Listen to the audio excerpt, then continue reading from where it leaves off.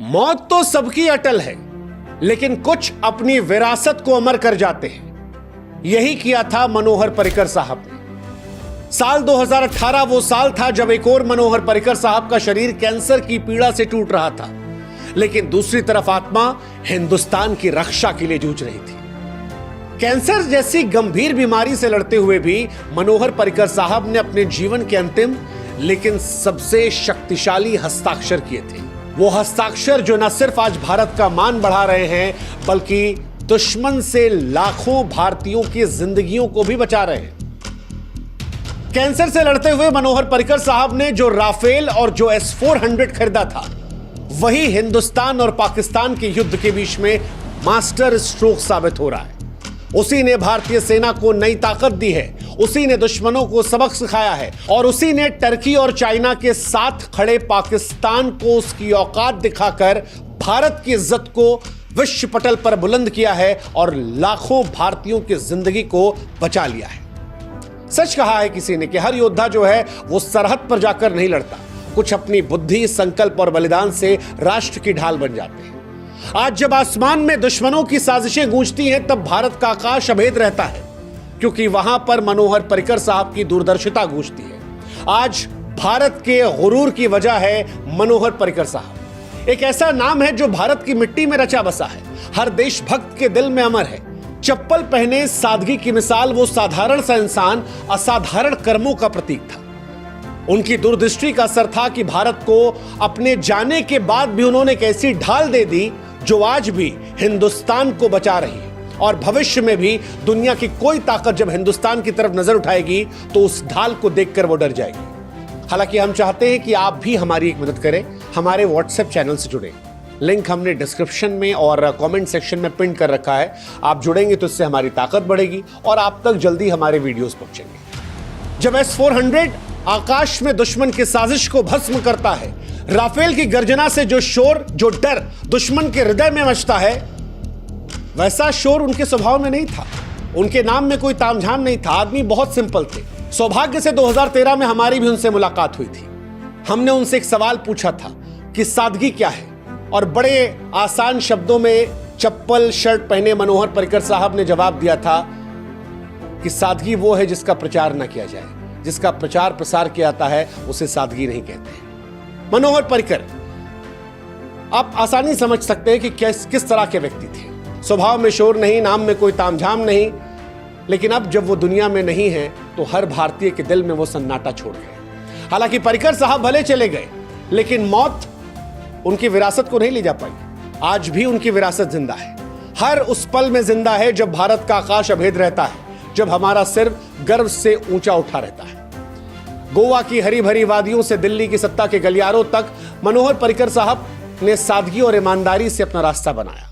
IIT Bombay का मेधावी छात्र, RSS के स्वयंसेवक, गोवा के लोकप्रिय मुख्यमंत्री, सर्जिकल स्ट्राइक के हमारे नायक, हर भूमिका में मनोहर पर्रिकर साहब ने साबित किया कि सच्ची ताकत जो है वो कर्म में होती है, दिखावे में नहीं होती है। साल 2014 में रक्षा मंत्री बनने के बाद भारत का वो रक्षा मंत्रालय जो भ्रष्टाचार में पूरी तरह से लिप्त था, उसे ट्रांसपेरेंट मनोहर पर्रिकर साहब ने बनाया। क्योंकि स्वतंत्रता के बाद से रक्षा सौदे जो है वो हमेशा घोटालों की भेंट चढ़े। आप कोई भी समझौता उठा लीजिए, आप जीप घोटाला उठा लीजिए, बोफोर्स उठा लीजिए, अगस्ता वेस्टलैंड उठा लीजिए, रक्षा सौदों का एक काला इतिहास रहा है। लेकिन मनोहर पर्रिकर साहब ने इस काले इतिहास को बदल दिया। उनकी नजर सिर्फ हथियार खरीदने पर नहीं थी, बल्कि वो भारत को एक ऐसी ताकत बनाना चाह रहे थे, एक ऐसी रक्षा शक्ति देना चाह रहे थे जो भविष्य में अजय रहे। और ये सब कुछ उस 2.5 साल के छोटे से कार्यकाल में मनोहर पर्रिकर साहब ने कर दिया। और उसका नतीजा देखिए, आज जब पाकिस्तान अपने JF-17 और F-16 विमानों के दम पर भारत को डराने की कोशिश करता है, तब राफेल उसकी हिम्मत को तोड़ देता है। वही राफेल जो पर्रिकर साहब की देन है, जिसने भारत को सुरक्षित किया, दुनिया में नाम रोशन किया। वैसे मनोहर पर्रिकर साहब ने सिर्फ राफेल या फिर S-400 को विदेश से खरीदा नहीं, खरीदना जरूरी था क्योंकि भारत को मजबूत करना था, भारत को सुरक्षित करना था। लेकिन उन्हें इस बात का एहसास था कि सिर्फ विदेशों से लाएंगे तो भारत का बहुत सारा पैसा विदेश जाएगा, भारत मजबूत तब बनेगा जब भारत इन हथियारों का इस्तेमाल खुद करेगा। स्वदेशी निर्माण को ताकत देने वाले भी मनोहर पर्रिकर थे। आज पाकिस्तान से युद्ध में जिस आकाश मिसाइल का जिक्र हो रहा है, जिस ब्रह्मोस ने पाकिस्तान में घुसकर उनके एयरबेस में तबाही मचा दी है, चाहे तेजस का तेज हो या पिनाका, ये तमाम जो नाम है ये आज भारत के आत्मनिर्भर होने की पहचान है। और इनकी शुरुआत भी मनोहर पर्रिकर के दौर के आसपास होती है। इनको तेजी भी मनोहर पर्रिकर के दौर में दी गई, जो दर्शाता है कि मनोहर पर्रिकर की सोच कितनी आगे की थी। 2016 आज 2025 है। बीते 8 सालों में भारत रक्षा सौदों में जितना तेजी दिखाता है, जिस तरह से हथियार बनाता है, वो आज भारत की स्थिति मजबूत करता है। ये जो पाकिस्तान आज हक्का बक्का है, ये पाकिस्तान जो अमेरिका की गोद में जाकर बैठ रहा है, ये इसलिए बैठ रहा है क्योंकि पाकिस्तान ने उम्मीद नहीं की थी कि भारत हथियारों के मामले में इतना आगे बढ़ जाएगा। लेकिन ये कमाल मनोहर पर्रिकर का था और आज उनकी विरासत जो है हमें सुरक्षित महसूस करा रही है।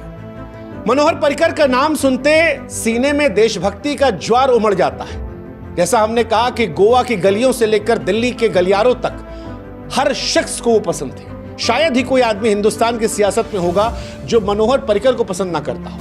2.5 साल के रक्षा कार्यकाल में भारत की रक्षा प्रणाली को नई ऊंचाइयों पहुंचाया। उनकी इंजीनियरिंग बुद्धि, सादगी, अटल संकल्प ने भारत को रणनीतिक और तकनीकी तौर पर अजय कर दिया। S-400 missile defence system, Rafale लड़ाकू विमान, स्वदेशी हथियार, ये सब उनकी छाप है। और ये सिर्फ हथियार नहीं है बल्कि भारत की शक्ति और आत्मनिर्भरता का प्रतीक है। मनोहर पर्रिकर ने रक्षा मंत्रालय को 15 साल की दीर्घकालिक रक्षा योजना की समीक्षा का आदेश दिया। तकनीकी विश्लेषण से पता चला कि S-400 जैसे उन्नत सिस्टम की मौजूदगी से मध्यम और कम दूरी की मिसाइल प्रणालियों की जरूरत नहीं है। इस फैसले ने 49,300 करोड़ की बचत की और भारत को एक त्रिस्तरीय सुरक्षा का ढांचा दिया। यह पर्रिकर साहब की दूरदर्शिता थी जिसने लागत और सुरक्षा के बीच संतुलन स्थापित किया। मनोहर पर्रिकर साहब का सबसे बड़ा योगदान S-400 और राफेल की खरीद रही। ये सौदे सिर्फ तकनीकी उपलब्धियां नहीं थी बल्कि भारत की सुरक्षा के लिहाज से पर्रिकर का प्रण, उनकी दूरदृष्टि और देशभक्ति का प्रमाण था। जब रक्षा मंत्री बने तब भारतीय वायुसेना की कई वर्षों से जरूरतें अटकी पड़ी थी। खासतौर पर मजबूत एयर डिफेंस सिस्टम की कमी भारत की वायु सीमा को कमजोर कर रही थी। पड़ोसी देश की नापाक हरकतें लगातार बढ़ रही थी।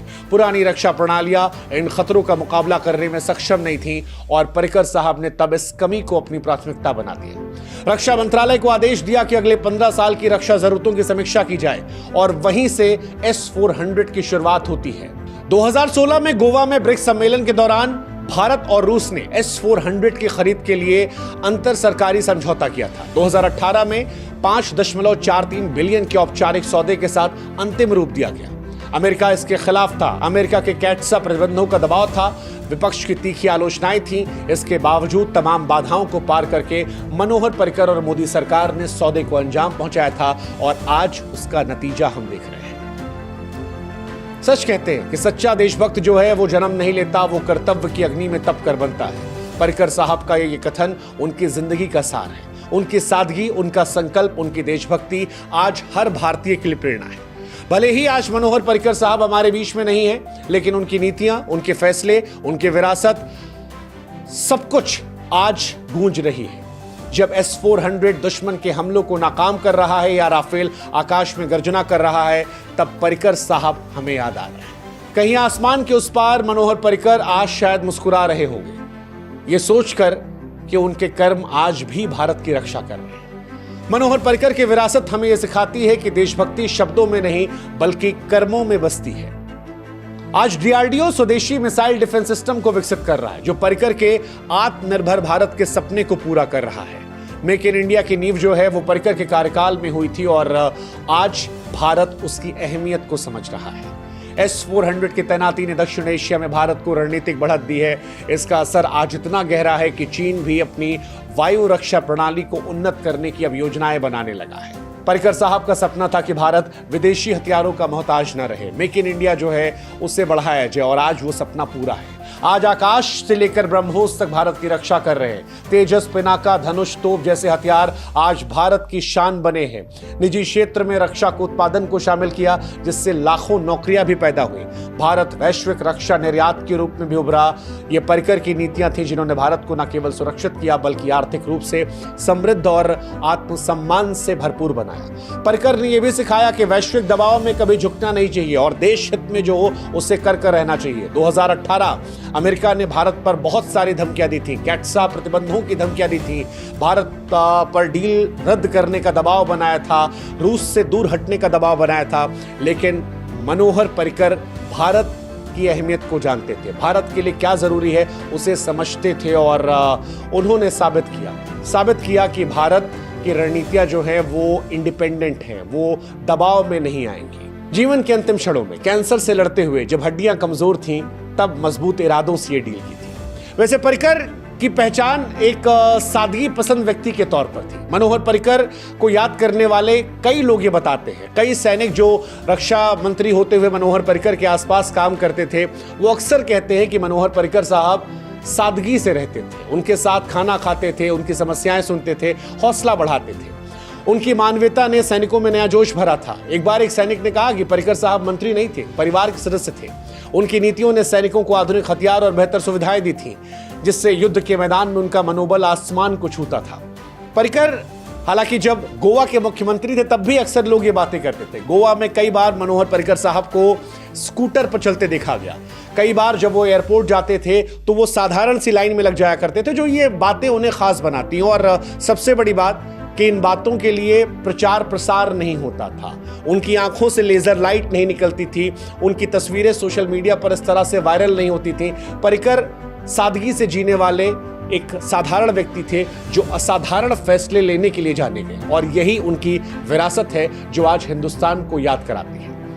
आज इसीलिए हम तमाम हिंदुस्तानियों से अपील करेंगे कि आइए मनोहर पर्रिकर को याद करें। इस वीडियो को शेयर कीजिए ताकि वो लोग जान पाए मनोहर पर्रिकर को जो इस बात से अनजान है कि आज अगर भारत में वो सुरक्षित है, अगर पाकिस्तान के हमले के बाद भी आपकी सरजमी को वो नुकसान नहीं पहुंचा जिस इंटेंसिटी से पाकिस्तान ने आप पर हमला किया था, तो उसके पीछे मनोहर पर्रिकर की सोच है, उनकी विरासत है। इसलिए मनोहर पर्रिकर को याद कीजिए, उन्हें सलाम कीजिए, क्योंकि सच्चे देशभक्तों को याद करना ही सच्ची देशभक्ति है। और मनोहर पर्रिकर की वजह से आज S-400 राफेल या फिर आत्मनिर्भर भारत का जो कवच बना है, उनकी नीतियां जो आज भारत की रक्षा कर रही हैं, ये उन्हें भारत का एक सच्चा सपूत बनाती है।